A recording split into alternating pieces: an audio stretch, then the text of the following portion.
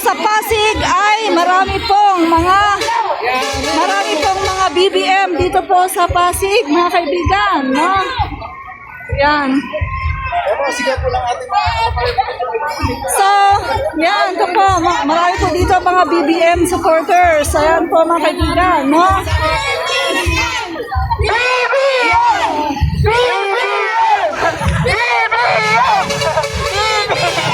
Yan.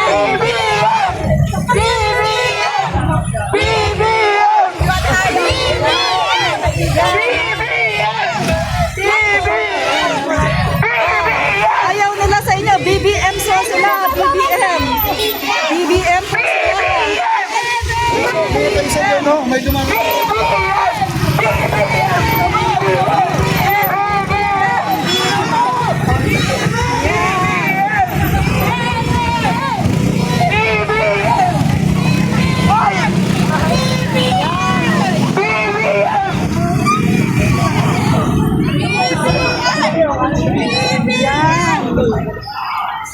So mga kaibigan, no, dito po sa Pasig ay marami pong mga BBM supporters.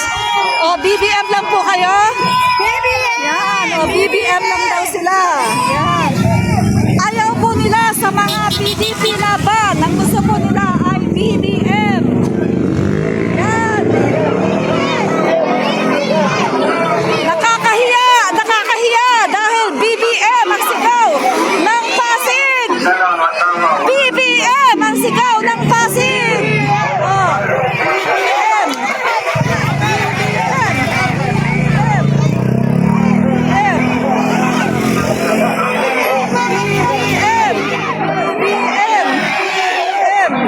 Ang sigaw ng Pasig, mga kaibigan. Yan. Oh. BBM.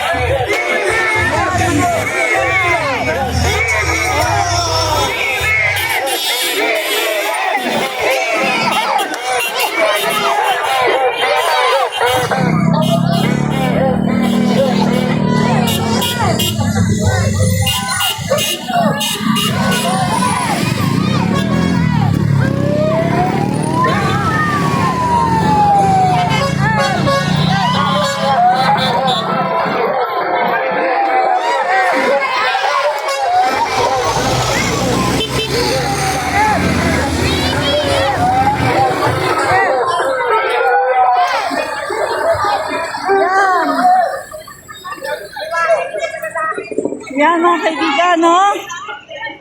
Dito po sa Pasig, mga kaibigan, ay yes,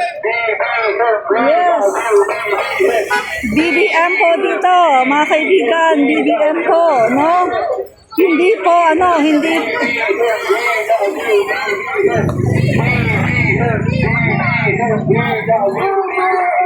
Ayan, so mga kaibigan, meron po palang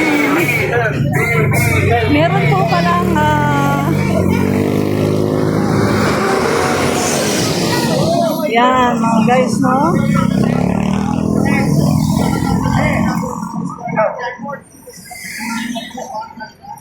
Yan.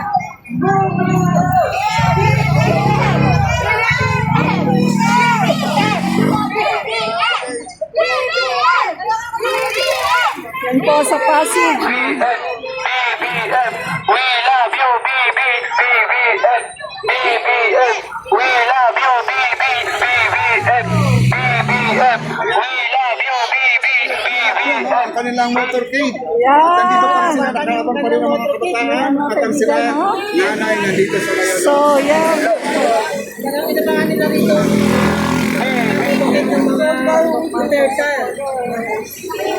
Mami, bakit mo BBM? Siyempre, ang Pangulong ay nakatao. Hindi siya mapangnal sa mga tao na ano. Tapos nakapabuti niyang Pangulo sa lahat ng Pangulo. Kaya tayo laging ano sa kanya.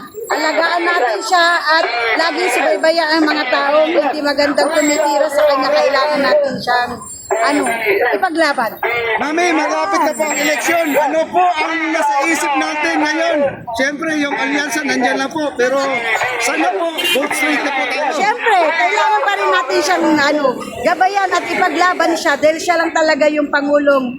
Marunong talaga siya umintindi lalo sa mga mahihirap. Nakakaunawa siya. Kaya kailangan natin siyang alagaan siya mabuti. Huwag natin pabayaan. Yan. At maka-Diyos siya talaga. Kaya tayo lagi BBM. Kayo naman po, bakit po BBM or President Bongbong Marcos ang inyong sinusuportahan? Sapagkat si BBM lang ang magbibigay ng pag-asa sa Pilipinas. Si BBM lang ang magbibigay ng kaunlaran sa Pilipinas. Si BBM lang lahat ang makakagawa dahil siya ang may puso.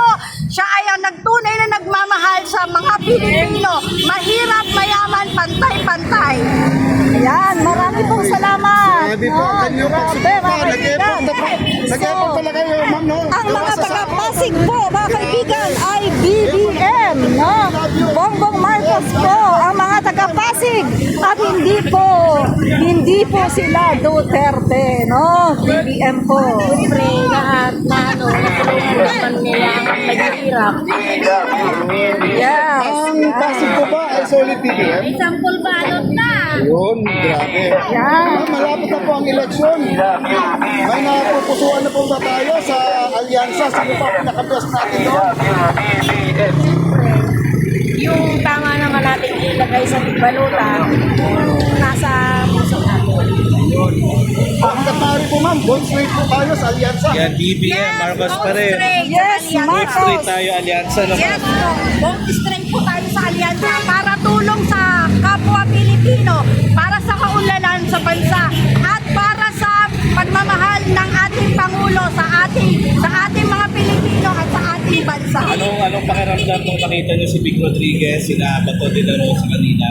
Kasi parang meron sila dito motorcade eh. Anong na-feel niyo kanina? Ang na-feel namin kanina, wag sana sila kasi hindi sila lalaban. Hindi sila lalaban para sa ating bansa. Lalaban sila para sa mga sarili nila. Maawa na tayo mga Pilipino sa mga sarili natin. Mahalin natin ang sarili natin. Huwag natin ipamigay sa mga pro-China at para sa mga adhikain lang ng sarili nila. BBBM the best!